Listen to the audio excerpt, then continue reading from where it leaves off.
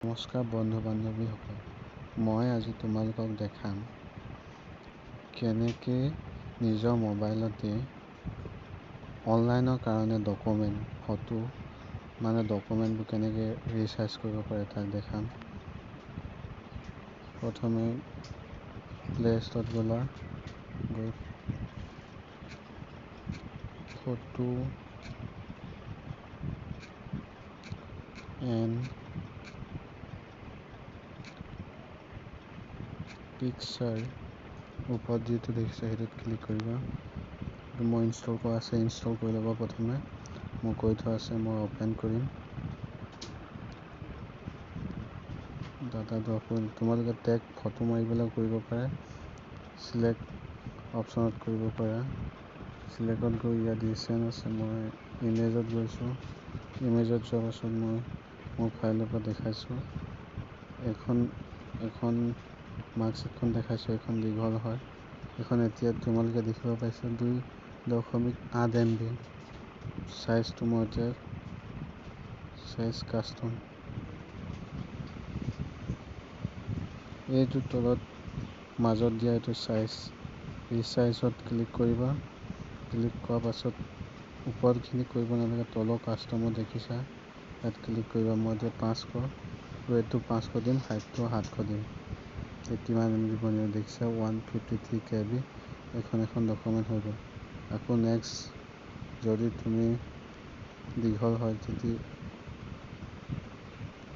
যদি এইটো চাইজত হয়, তোমালোকে 96 KB দেখিছা, এইটো চাইজত হ'লে তোমালোকে কাষ্টমত আকৌ ৰিচাইজত গৈ কাষ্টমত যাবা।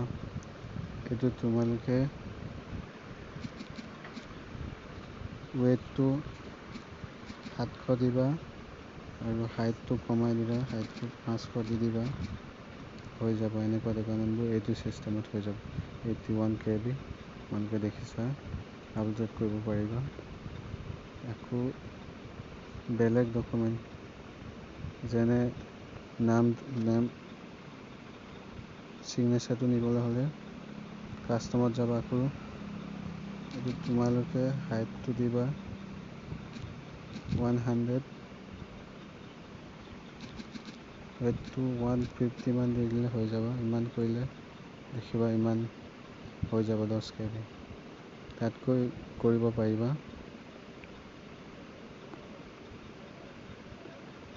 যদি এনেকৈ কৰিলে হৈ গ'ল, নিজে ছেভ হৈ যাব।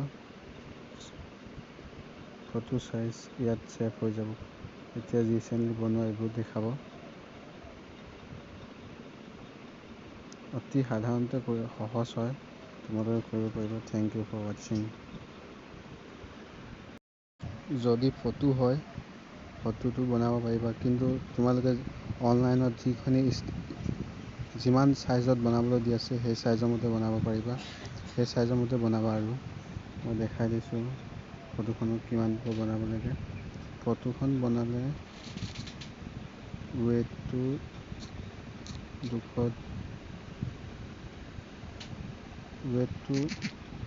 150 দিবা, এইটো 220 দিবা। ফটোখন হৈ যাব 17 KB। এনেকৈ দিলে ফটোখনো হৈ যাব। অনলাইনত যিমানটো চাইজ দিবলৈ কোৱা আছে সিমানটো চাইজৰ মতে দিবা। এডভাৰটাইজটোত যিমান চাইজ দিবলৈ আছে সিমান মতে দিলেই হৈ গ'ল। আৰু যদি নিদিয়া মোৰ মতে দিলেও হৈ যাব। Thank U.